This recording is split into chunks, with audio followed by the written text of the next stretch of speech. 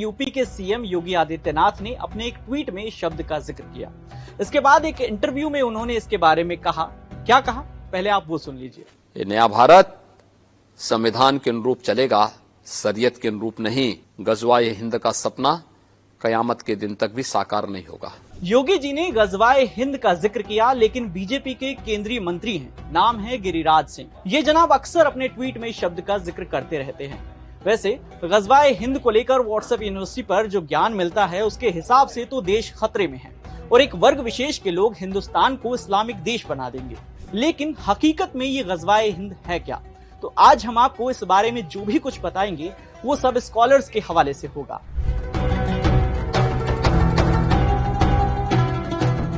गजवा यानी वो जंग जो इस्लाम को फैलाने के लिए लड़ी जाती है, लेकिन इसमें मोहम्मद साहब खुद जिस्मानी तौर पर शामिल हो। इस बारे में ब्रिटिश मसीहा फाउंडेशन इंटरनेशनल के सह संस्थापक और लेखक यूनुस अल गोहर का कहना है कि गजवाए हिंद को हदीस से जोड़कर लोगों को गुमराह किया जा रहा है।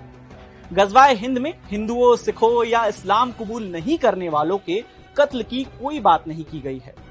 हदीस में जब भारत को लेकर गजवाए हिंद की बात कही गई थी तो उस वक्त तो पाकिस्तान था ही नहीं।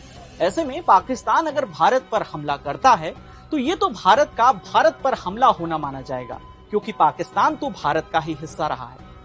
वहीं जो आतंकवादी गजवाए हिंद करना चाहते हैं, लेकिन वो ये खुद मानते हैं कि मोहम्मद साहब इस दुनिया में मौजूद नहीं है। ऐसे में वो कैसे गजवाए हिंद करेंगे? वो लोगों को हदीस के नाम पर सिर्फ गुमराह कर रहे हैं। इस बारे में पॉलिटिकल कमेंटेटर पुष्पेंद्र कुलश्रेष्ठ का कहना है कि हदीस में गजवाए हिंद का साफ मतलब है कि जब तक पूरी दुनिया में इस्लाम का परचम नहीं फहरेगा तब तक इस्लाम अधूरा है। इस्लाम का मानना है कि तकरीबन पूरी दुनिया में इस्लाम का परचम फहरा दिया गया है, लेकिन पिछले 700 से 800 सालों से भारत में इस्लाम का परचम नहीं फहराया जा सका है।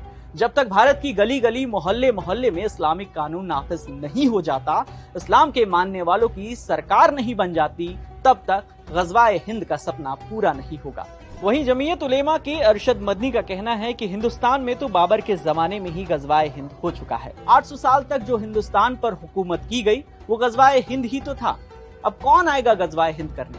जानबूझकर वैमनस्य पैदा करने के लिए ये बातें उछाली जाती है। इसके जरिए सिर्फ लोगों में भ्रम पैदा करने की कोशिश की जा रही है, साथ ही मुसलमानों के खिलाफ दीवार खड़ी करने की भी कोशिश हो रही है। अब बात केरल के राज्यपाल आरिफ मोहम्मद खान साहब की।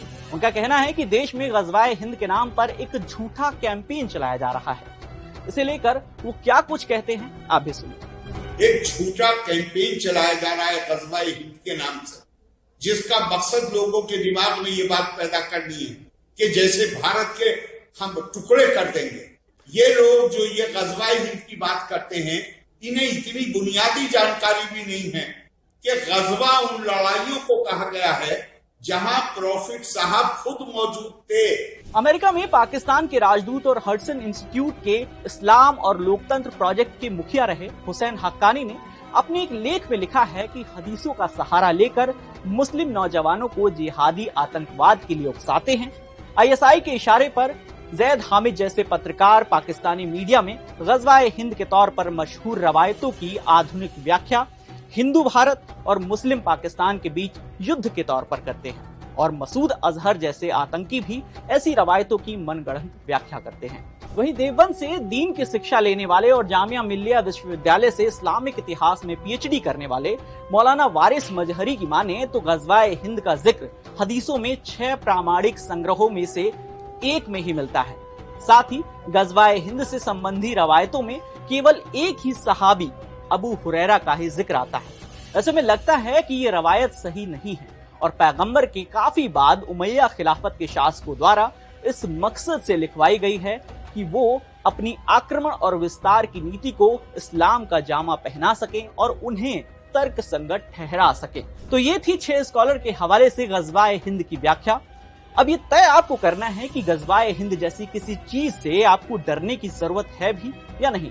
इस पर आपकी क्या प्रतिक्रिया है, आप हमें खबर के नीचे दिए गए कमेंट सेक्शन में भी बता सकते हैं। और भी ऐसे वीडियोस देखने के लिए जुड़े रहिए दैनिक भास्कर ऐप के साथ।